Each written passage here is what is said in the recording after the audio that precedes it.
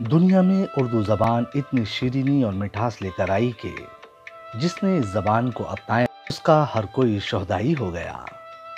اس زبان کو اپنانے والے صرف کسی ایک طبقے کے نہیں ہیں، بلکہ اسے ہر طبقے نے اپنایا ہے۔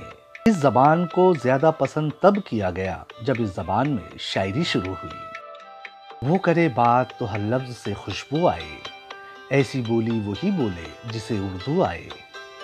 وہ عطردان سا لہجہ میرے بزرگوں کا، وہ عطردان سا لہجہ میرے بزرگوں کا، رچی بسی سی ہوئی اردو زباں کی خوشبو۔ اردو ہے جس کا نام ہم ہی جانتے ہیں داغ، سارے جہاں میں دھوم ہماری زباں کی ہے۔ ویسے تو اردو زبان میں ہر صنف پر شاعری کی گئی۔ اگر ہم دیکھیں تو سب سے زیادہ اردو زبان میں احتجاجی لہجہ نظر آتا ہے، چاہے پھر وہ ملک کی آزادی کے لیے لگائے گئے نعرے انقلاب زندہ باد ہو، یا پھر سرفروشی کی تمنا اب ہمارے دل میں ہے، دیکھنا ہے زور کتنا بازوئے قاتل میں ہے، یا پھر حکمرانوں کے خلاف بغاوتی تیور ہو، یہ سب اردو زبان میں ہی دیکھے گئے ہیں۔ دنیا کی جتنی بھی کتابیں یا شاعری کا جو آغاز ہے زبانوں کے لحاظ سے، ہر زبان کی ابتدائی شاعری مذہبی شاعری رہی ہے۔ ہر زبانیں، چاہے سنسکرت لے لیں یا عربی لے لیں یا کوئی بھی زبان لے لیں، شروعات کی جو شاعری ہے نا مذہب پر بیسڈ رہی ہے۔ اردو ایک واحد ایسی کیا نام ہے زبان ہم کہہ سکتے ہیں جس کی جو شاعری، جو غزلیہ شاعری شروع ہوئی ہے، وہ تقریباً مذہبی کٹ ملا پن اور انتہا پسندی کے خلاف ہی ہوئی ہے۔ شروع سے ہی اردو کی شاعری میں آپ کو بغاوتی تیور اور احتجاجی تیور ملیں گے۔ آپ کو بہت سارے اشعار سننے کو مل جاتے ہیں جب ہر شاعر وائز کو، زاہد کو، یا مذہبی کٹ ملا پن کو، یا دکھاوے کی عبادت گزاری کو تمام اپنے طنز کا نشانہ بناتا ہے شروع سے ہی۔ تو یہ اردو زبان کی اور اردو شاعری کا ایک جو تیور کی بات ہے، اس کی شاعری ہی بنیادی طور سے احتجاجی طور سے، انحراف کے طور پر، انکار کے طور پر، اور ایک طرح سے کہنا چاہیے کہ ہر اس چیز کے تردید کے طور پر ہوئی ہے جو کہ انسانیت سے دور لے جانے والی ہوتی ہیں۔ لہٰذا اردو شاعری نے ہمیشہ انسانیت کی بات کی ہے، اور انسانیت کے خلاف کسی نے بھی، کسی حاکم نے، کسی وقت نے اگر کوئی جبر کیا، کوئی ظلم کیا، تو اس کے خلاف شاعر اٹھ کھڑے ہوتے ہیں اور اپنے شعری وسیلے سے یا ادیب اپنے نثری وسیلے سے احتجاج کا پرچم بلند کرتے ہی رہے ہیں۔ وہیں جب ہم 1857 کے غدر کی بات کرتے ہیں تو اس وقت زیادہ تر ادب و شاعری اردو زبان میں ہی ہوا کرتی تھی۔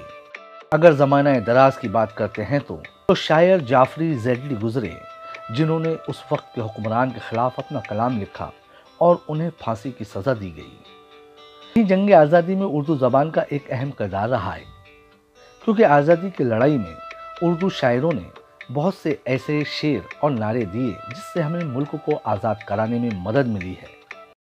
جنگ آزادی میں بہت ساری آوازیں گونجی، ایک سے ایک آوازیں گونجی۔ آپ کو معلوم ہونا چاہیے کہ جنگ آزادی میں استعمال ہونے والے تمام تر نعرے مسلم ادیبوں نے یا اردو شاعروں نے، یہ ضرور نہیں کہ مسلم ادیبوں نے، یعنی اردو کے شاعروں نے بہت سارے نعرے دیے ہیں۔ مثلا انقلاب زندہ باد، یہ حسرت موہانی کا دیا ہوا ہے، بلکہ انہوں نے نظم ہی لکھی۔ اسی طرح سے ہر ایک شاعر نے آزادی کے جنگ کے دوران اپنے طریقے سے احتجاج کا پرچم بلند کیا ہے۔ ایسا نہیں ہے کہ آج کل کے دور میں اردو زبان کے تیور میں کمی آئی ہے۔ اردو زبان کے ذریعے احتجاج کا پرچم آج بھی بلند ہے، اور بھوپال کے شعراء اسے کچھ اس انداز میں کہتے ہیں۔ مطلع ہے کہ زمانے بھر کے سارے ہی خزانے اس کے پاس ہیں، زمانے بھر کے سارے ہی خزانے اس کے پاس ہیں، غریبوں کے لیے سپنے سہانے اس کے پاس ہیں، غریبوں کے لیے سپنے سہانے اس کے پاس ہیں۔ اور شعر ملاحظہ کریں کہ اگر ہم اپنے جائز حق کی اس سے مانگ کرتے ہیں، اگر ہم اپنے جائز حق کی اس سے مانگ کرتے ہیں، بہت میٹھے مگر جھوٹے ترانے اس کے پاس ہیں۔ غارت گری نے پاؤں پسارے ہیں آج کل، محور ستم کا آنکھ کے تارے ہیں آج کل، جنت سی گل زمین پر اگنے لگا ہے ظلم، جنت سی گل زمین پہ اگنے لگا ہے ظلم، ڈل جھیل میں بھی زخمی شکارے ہیں آج کل۔ حالانکہ دور حاضر میں اس زبان پر زوال ضرور آیا ہے اور اس زبان کو دبانے کی کچلنے کی کوششیں بھی کی جا رہی ہے، لیکن اس زبان نے اپنا وجود ویسے ہی بنائے رکھا ہے جیسے پہلا تھا، یا پھر یوں کہہ سکتے ہیں سلیقے سے ہواؤں میں جو خوشبو گھول سکتے ہیں، ابھی کچھ لوگ باقی ہیں جو اردو بول سکتے ہیں۔ ای ٹی وی بھارت کے لیے بھوپال سے قمر غوث کی خصوصی رپورٹ۔